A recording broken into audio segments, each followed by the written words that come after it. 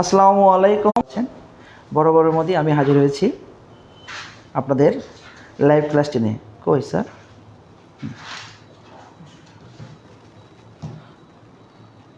ওই আচ্ছা আচ্ছা।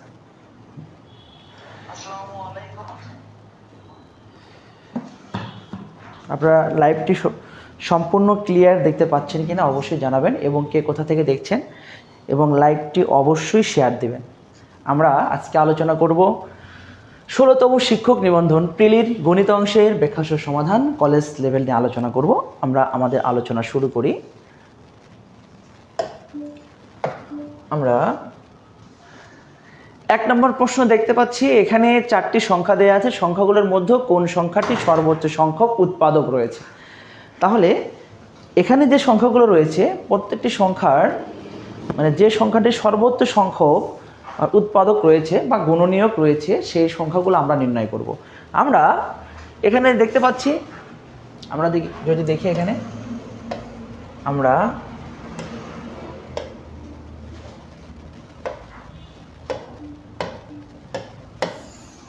ক্লিয়ার দেখতে পাচ্ছেন কিনা অবশ্যই জানাবেন। আমরা এখানে দেখি সাদা 88 আমরা যদি 2 দ্বারা যদি ভাগ করি তাহলে এখানে 44, আবার 2 দ্বারা ভাগ করলে হবে 22, আবার 2 দ্বারা ভাগ করলে হবে 11। এখানে টোটালি এখানে আমরা এখানে দেখতে পাচ্ছি সর্বোচ্চ সংখ্যক উৎপাদক এখানে যে মানটা আছে এই মানগুলো আমরা নির্ণয় করতে পারলাম। আবার এখানে 91কে আমরা ভেঙে দিব, 95কে আমরা ভেঙে দিব এবং 99কে ভেঙে দিব। যদি 3 দ্বারা ভাগ করি তাহলে 3 এবং 3, আবার 3 দ্বারা ভাগ করলে হবে 3, 11, 33। তাহলে এখানে আছে 4টি, এখানে আছে 3টি। আবার এখানে যদি আমরা ভাগ করি তাহলে 3 দ্বারা 3, 17, দুঃখিত না 3 দ্বারা যাবে না এটা।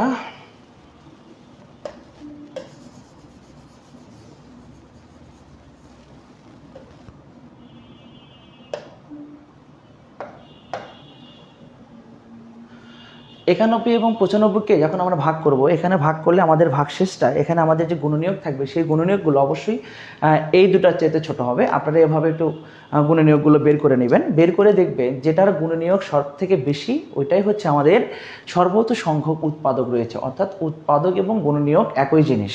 আমরা সবগুলোকে বিভাজ্য করব।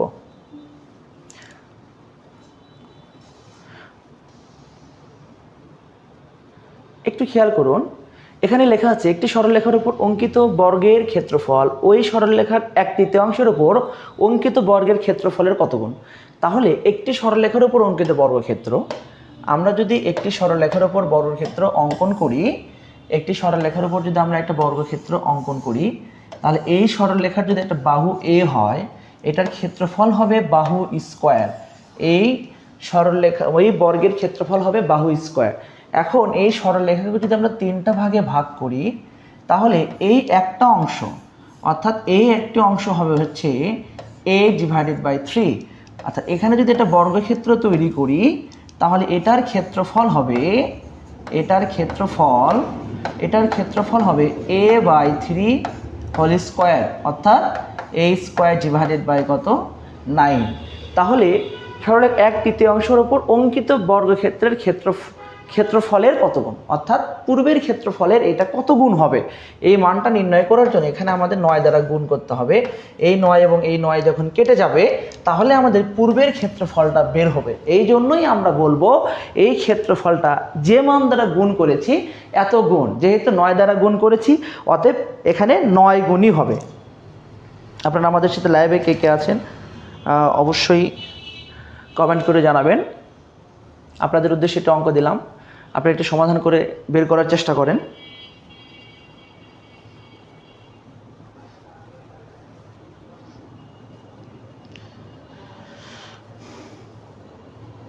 আপনারা কে কোথা থেকে এসেছেন অবশ্যই জানাবেন। আমরা পরবর্তী প্রশ্ন নিয়ে দেখি। একটি আয়তাকার বাগানের ক্ষেত্রফল দেওয়া আছে, প্রস্থ দেওয়া আছে, বাগানটির পরিসীমা নির্ণয় করো। তাহলে আয়তাকার বাগানের ক্ষেত্রফল দেওয়া আছে এবং প্রস্থ দেওয়া আছে। আমরা জানি আয়তাকার বাগানের ক্ষেত্রফলকে প্রকাশ করি দৈর্ঘ্য গুণ প্রস্থ, অর্থাৎ আয়তক্ষেত্রের ক্ষেত্রফলকে প্রকাশ করা হয় দৈর্ঘ্য গুণ প্রস্থ। এটা আয়তাকার বাগান হতে পারে, আয়তাকার যে কোনো কিছু হতে পারে, সব কিছুর একই সূত্রতে ব্যবহার করব, দৈর্ঘ্য গুণ প্রস্থ। যেহেতু এখানে প্রস্থ দেওয়া আছে, আমাদের প্রয়োজন হচ্ছে দৈর্ঘ্য, কারণ বাগানের পরিসীমা নির্ণয় করতে হবে। বাগানের পরিসীমা নির্ণয় করার জন্য আমরা জানি যে পরিসীমাকে প্রকাশ করি আমরা 2 ইন্টু দৈর্ঘ্য যোগ প্রস্থ। আচ্ছা, তাহলে এখানে খেয়াল করি, এখানে আমাদের ক্ষেত্রফলটা দেয়া আছে, প্রস্থ দেয়া আছে, তাহলে দৈর্ঘ্য নির্ণয় করার জন্য খুব ইজি, আমরা ক্ষেত্রফলটাকে আমাদের এই প্রস্থ দ্বারা ভাগ করব। তাহলে প্রস্থ দ্বারা যদি ভাগ করি 2 25, অর্থাৎ দৈর্ঘ্য হবে 25। এখন যদি আমরা এখানে মানটা বসিয়ে দিই, দৈর্ঘ্য 25 আর হচ্ছে প্রস্থ 16, তাহলে এখান থেকে আমরা পাবো হচ্ছে 41, 41 দেখানো 82, অর্থাৎ খুব সহজে কিন্তু আমরা এই উত্তরটি পেয়েছি।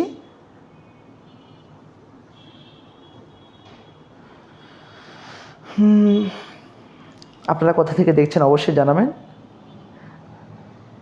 আপনারা যারা আসন্ন 19তম প্রিলিমিনারির জন্য প্রিপারেশন নিচ্ছেন, আপনাদের উদ্দেশ্যে আমি আবারও বলবো, এবং প্রত্যেকটি ক্লাসে আমি বলছি, আমাদের যে লাইভ ক্লাস, আমাদের যে পেইড ব্যাচ আছে, পেইড ব্যাচেও আমি ক্লাস নিচ্ছি নিয়মিত। আমাদের আগামী মাসে 5 তারিখ থেকে আমাদের পেইড ব্যাচ 2, অর্থাৎ ব্যাচ 2 19তম শিক্ষক নিবন্ধনের ব্যাচ 2 শুরু হবে ইনশাল্লাহ। আপনারা যারা এখনও ভর্তি হননি, অবশ্যই খুব দ্রুত গতিতে ভর্তি হয়ে যান। আমাদের পেইড ব্যাচে প্রত্যেকটি সাবজেক্টে 2টি করে টিচার রয়েছে, এবং এখানে সর্বোচ্চ সংখ্যক ক্লাস এবং পরীক্ষার মাধ্যমে আমরা পেইড ব্যাচটি পরিচালনা করে থাকি। এবং পাশাপাশি আমি আপনাদের এটাই বলবো যে আপনারা যারা আসন্ন 19তম শিক্ষক নিবন্ধন প্রিলিতে অংশগ্রহণ করবেন, আপনাদের উদ্দেশ্যে আমি এটাই বলবো যে আপনারা অবশ্যই শুরু থেকে লিখিত প্রিপারেশন নিন। আপনারা কারণ এমসিকিউ পরীক্ষা হওয়ার পর যে সময়টুকু থাকে, ওই সময় আসলে পরিপূর্ণ প্রিপারেশন নেওয়া যায় না। এই জন্য শুরু থেকে আপনাদের প্রিপারেশন নিতে হবে, কারণ এখন থেকে প্রিপারেশন যদি না নিতে পারেন, তাহলে কিন্তু সেই সময়ে কিন্তু ভালো মার্কস পাওয়া সম্ভব নয়। আর অবশ্যই ভালো মার্কস যদি আপনি পান, তাহলে অবশ্যই ভালো একটা প্রতিষ্ঠান আপনি পাবেন ইনশাআল্লাহ। এই জন্য ভালো প্রতিষ্ঠান পাওয়ার জন্য অবশ্যই আপনার ভালো মার্কস উঠাতে হবে। আমরা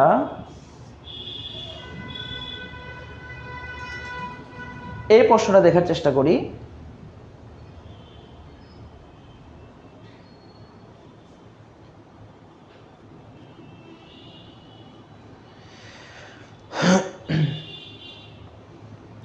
একটু খেয়াল করুন, একজন ফল বিক্রেতা প্রত্যেক হালি কলা 25 টাকা দরে ক্রয় করলো, এবং প্রত্যেক 2 হালি কলা 56 টাকা দরে বিক্রয় করলো।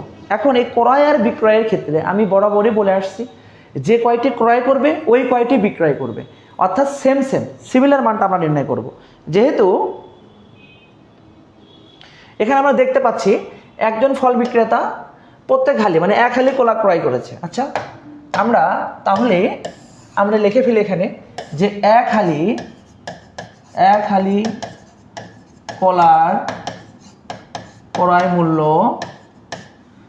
25 টাকা।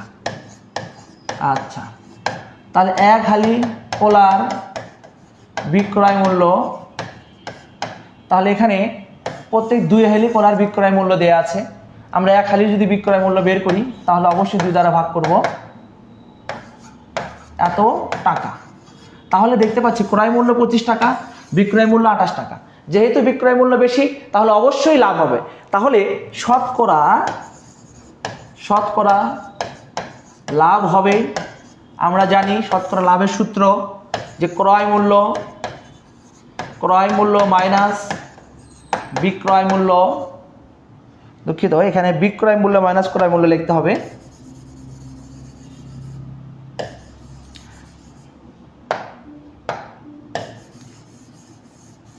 যেহেতু লাভ হয়েছে, অতএব আমাদের লিখতে হবে বিক্রয় মূল্য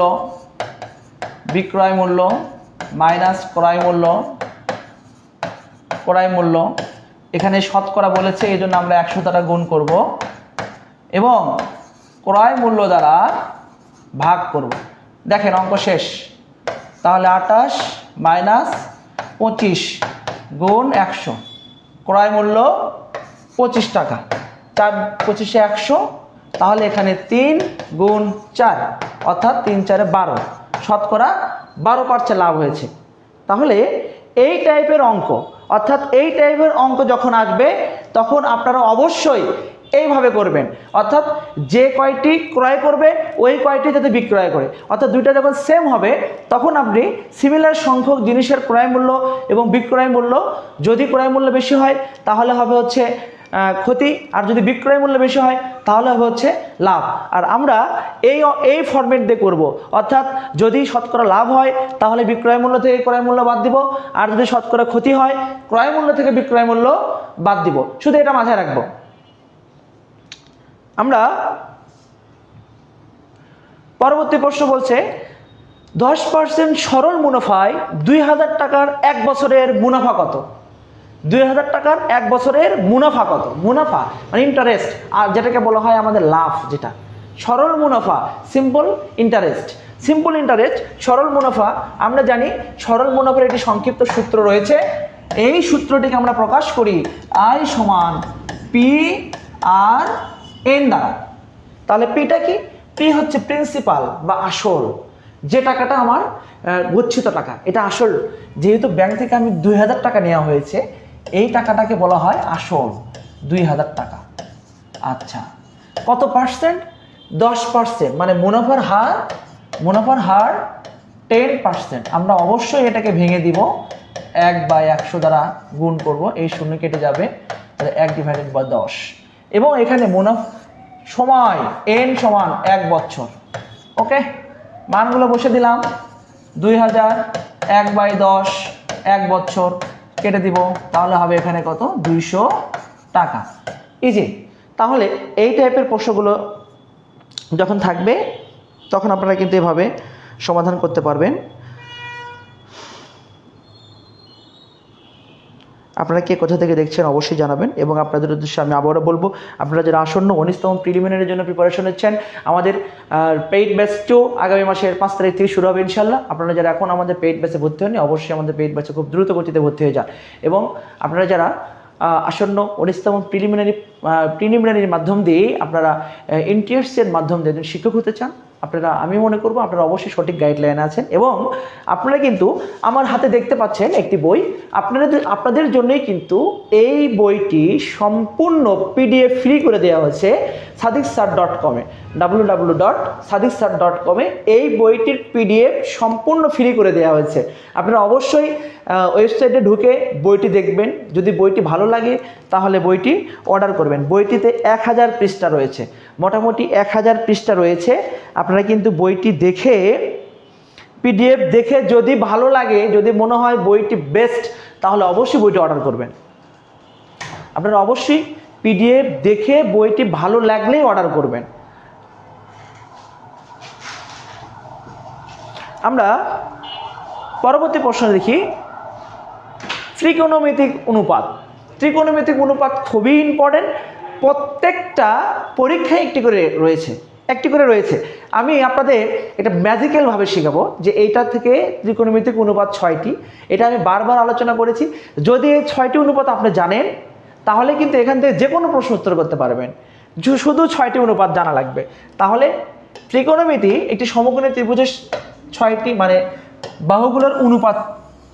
তাহলে একটি সমকোণী ত্রিভুজে বাহুগুলোকে আমরা, একটি সমকোণী ত্রিভুজে যদি এটাকে থিটা কোণ কল্পনা করা হয়, তাহলে এই থিটা কোণের বিপরীত বাহুকে আমরা বলি লম্ব, এটাকে বলি আমরা ভূমি, আর এটাকে বলি আমরা অতিভুজ।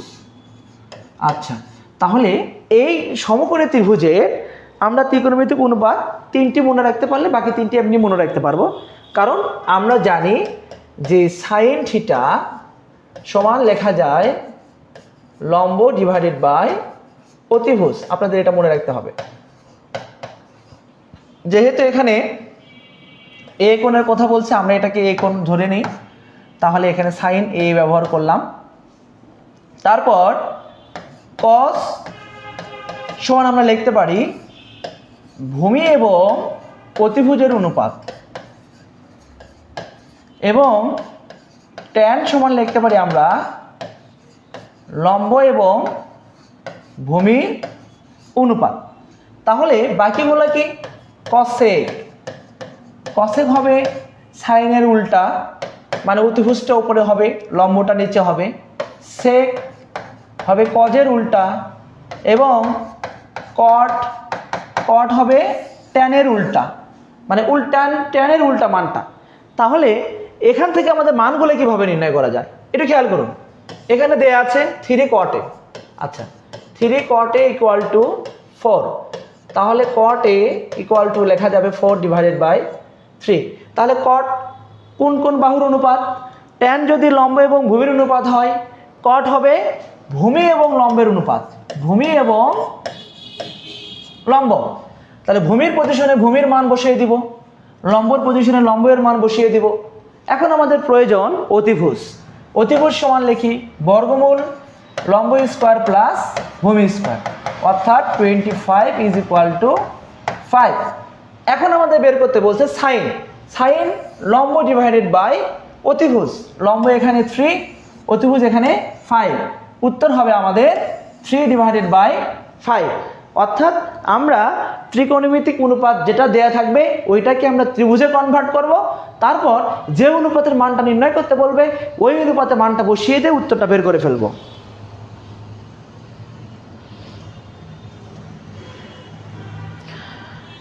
এই ম্যাথগুলো আমরা করাচ্ছি হচ্ছে আমাদের এই বই থেকে। আপনারা দেখতে পারবেন যে 18তম শিক্ষক নিবন্ধন, দুঃখিত 16তম শিক্ষক নিবন্ধন কলেজ পর্যায়ের যেখানে আছে এখান থেকে আমরা করাচ্ছি। আমি পৃষ্ঠা নাম্বার আপনাদের বলে দিতে পারবো।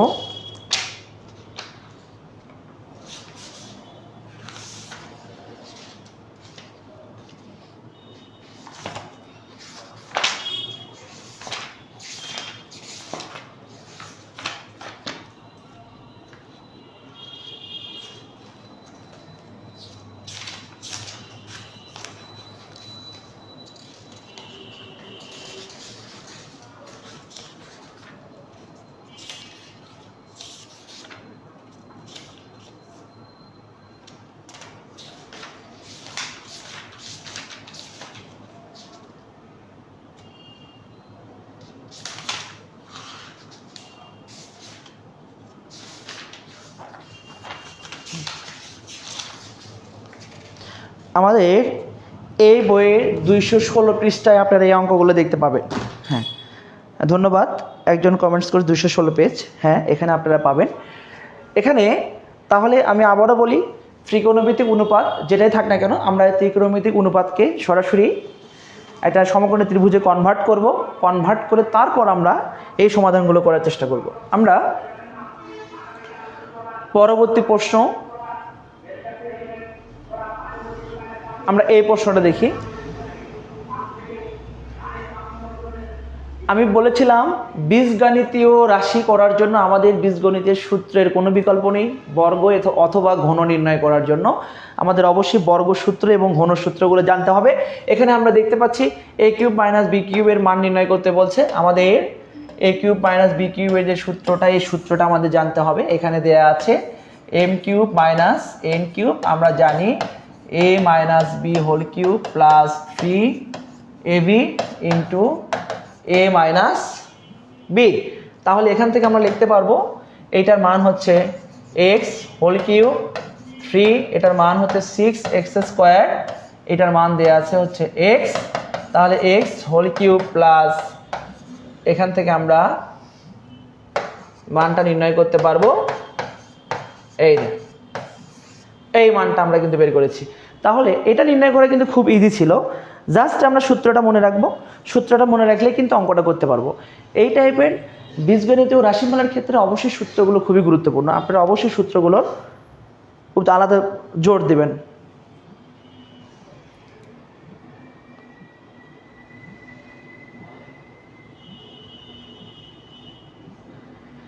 একটি সমকোণী ত্রিভুজে সমকোণ সংলগ্ন বাহুদের দৈর্ঘ্য দেয়া আছে, ক্ষেত্রফল নির্ণয় করতে বলছে। সমকোণী ত্রিভুজের সমকোণ সংলগ্ন বাহুর দৈর্ঘ্য দেয়া আছে। আমরা জানি একটি সমকোণী ত্রিভুজে সমকোণ সংলগ্ন বাহুর দৈর্ঘ্য, একটা 6 সেন্টিমিটার আর একটা 4 সেন্টিমিটার। আমাদের খুশি আমি এটা 6 নিলে এটা 4 নিতে পারি।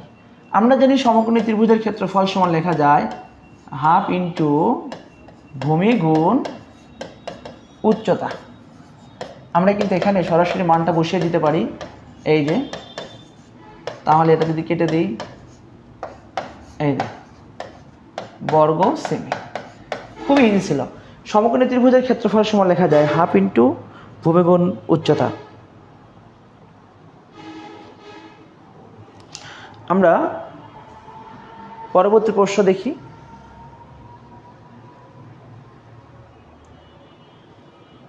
এবিসি সমবাহু ত্রিভুজ, ইহার এবি এবং এসিকে বর্ধিত করলে উৎপন্ন কোণ দ্বয়ের সমষ্টি নির্ণয় করো। আমরা জানি একটি সমবাহু ত্রিভুজে প্রত্যেকটি কোণের পরিমাণ সমান। আমি যদি একটি সমবাহু ত্রিভুজ অঙ্কন করি, এই তিনটা বাহু সমান, অর্থাৎ এই কোণগুলোর পরিমাণও সমান। তিনটা কোণ যদি সমান হয়, এটা 60 ডিগ্রি হবে, এটাও 60 ডিগ্রি হবে, এটাও 60 ডিগ্রি হবে। তার নাম দিলাম এটা এ, এটা বি এবং এটা সি। বলছে এবিকে বর্ধিত করতে বলছে এবং এসিকে বর্ধিত করতে বলছে। তাহলে এই কোণ এবং এই কোণের সমষ্টি নির্ণয় করতে বলছে। তাহলে খেয়াল করুন, এটা একটি এক সরল কোণ, অর্থাৎ 180 ডিগ্রি। এটা যদি 60 ডিগ্রি হয় তাহলে এটা অবশ্যই 120 ডিগ্রি। তাহলে এটাও কি হবে? 120 ডিগ্রি। এখন এই দুটা মান যদি যোগ করি তাহলে কত হবে? 240 ডিগ্রি। এটাও খুব সহজ ছিল। আমরা দেখতে পাচ্ছি একটা বীজগণিতীয় রাশি দেওয়া আছে, গসগ নির্ণয় করতে বলছে। আমরা গসগ এবং লসগের ক্ষেত্রে অনেক অংশে আমরা আগেও সমাধান করেছি, আমি সেই ধারাবাহিকভাবে সমাধান করব। আপনারা কে কোথা থেকে লাইভে যুক্ত আছেন অবশ্যই কমেন্ট করে জানাবেন, এবং লাইভটি ক্লিয়ার দেখতে পাচ্ছেন কিনা এটাও জানাবেন।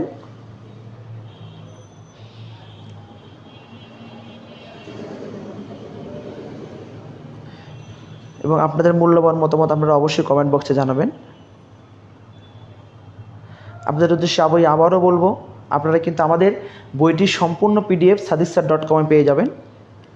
আপনারা অবশ্যই বইটি পিডিএফ ডাউনলোড করে, বইয়ের পিডিএফ ডাউনলোড করে তারপর বইটি ভালো লাগলে বইটি অর্ডার করবেন।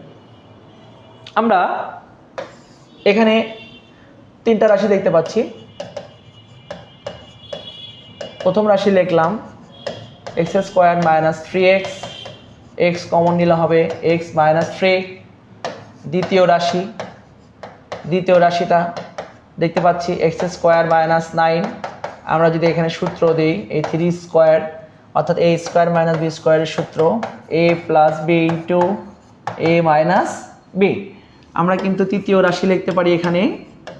তৃতীয় রাশি আপনারা জানেন এটাকে মিডল টার্ম করতে হবে, অর্থাৎ এই 3কে ভেঙে দিতে হবে। 3-এর দুইটা 1 × 3, অর্থাৎ 3-এর যে গুণনীয় 1 এবং 3, তাহলে 1 এবং 3 থেকে আমাদের 4 করতে হবে। যেহেতু -4 তাহলে অবশ্যই -3x - x + 3।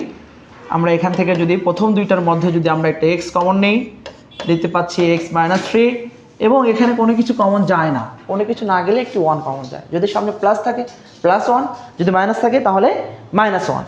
আমরা একটা -1 যদি কমন নেই, x - 3। পুনরায় যদি আমরা, এবং আপনাদের অবশ্যই জানতে হবে মিডল টার্মে এ অংশ এবং এ অংশ সেম হতে হবে। আমরা যদি x - 3টাকে কমন নেই, দেখতে পাচ্ছি এখানে x এবং এখানে -1। আমাদের বের করতে বলছে গসাগু মানে প্রত্যেকটা রাশির মধ্যে যে মানটা আছে সবার মধ্যেই যিনি বিদ্যমান, তাই হচ্ছে ওনাকেই আমরা গসাগু বলবো, মানে প্রত্যেকের মধ্যে যিনি আছে। তাহলে এখানেও দেখতে পাচ্ছি x - 3, এখানেও দেখতে পাচ্ছি x - 3, এখানেও দেখতে পাচ্ছি x - 3। তাহলে গসাগু মাস্ট বি x - 3। তাহলে গসাগু x - 3। তাহলে এই টাইপের প্রশ্ন কিন্তু থাকে একটা, প্রত্যেকবার আসছে। এই জন্য আপনারা কিন্তু গসাগুর বিষয়েও একটু ভালোভাবে মনোযোগ দিবেন। সূচক এবং লগারিদম সম্পর্কে আমাদের প্রত্যেকবার প্রশ্ন এসেছে। আমরা সূচক এবং লগারিদমটাও একটু আমরা ভালোভাবে খেয়াল করব। এটা জেড হবে। আচ্ছা, এখানে আমাদের মানগুলো দেয়া আছে, এটা দেয়া আছে, এটাও দেয়া আছে, এটাও দেয়া আছে। c⁴ z = a। এখান থেকে আমি শুরু করলাম।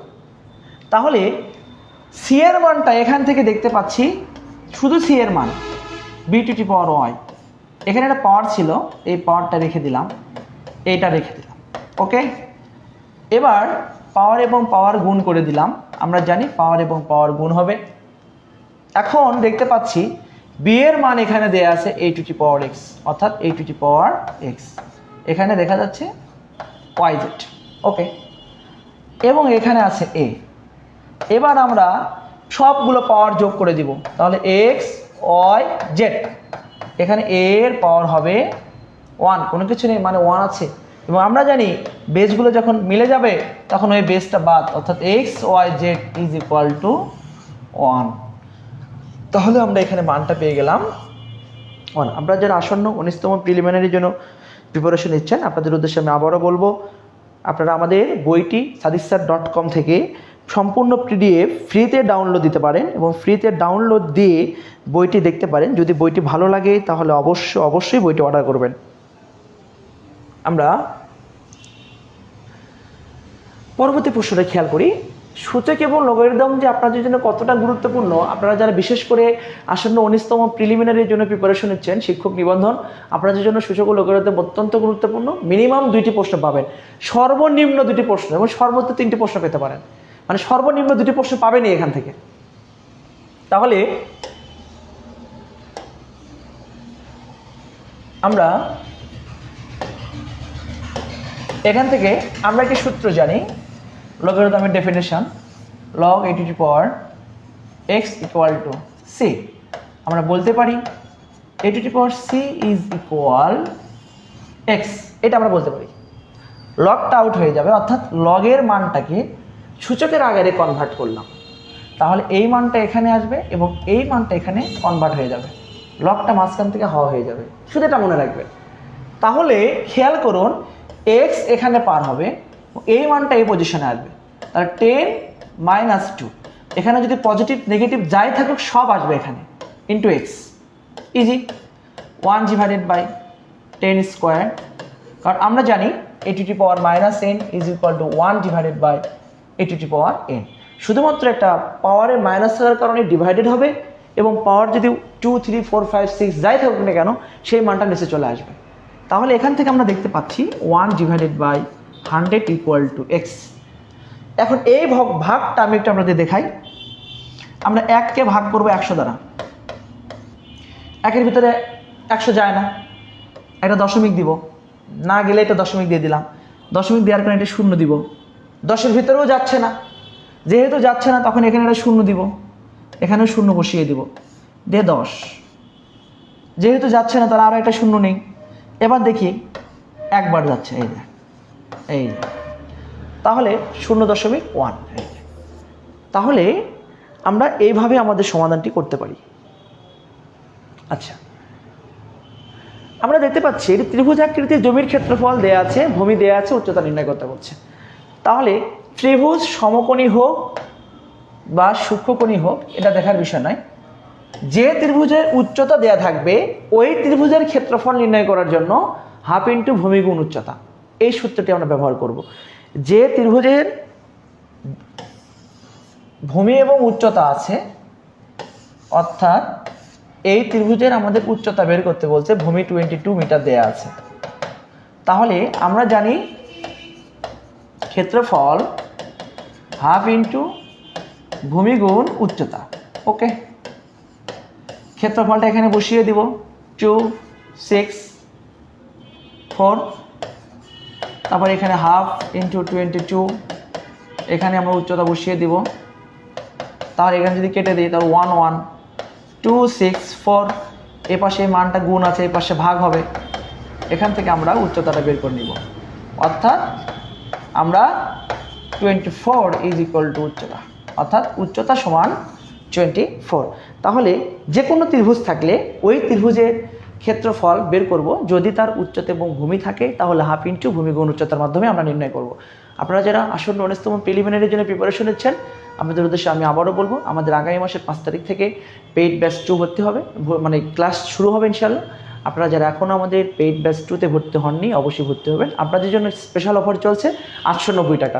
890 টাকায় কিন্তু আপনারা আমাদের পেইড ব্যাচ 2-এ ভর্তি হতে পারবেন এবং পরীক্ষার আগ পর্যন্ত কিন্তু আপনারা ছাব্বিশ পাবেন। সবাই ভালো থাকবেন, সুস্থ থাকবেন, আল্লাহ হাফেজ।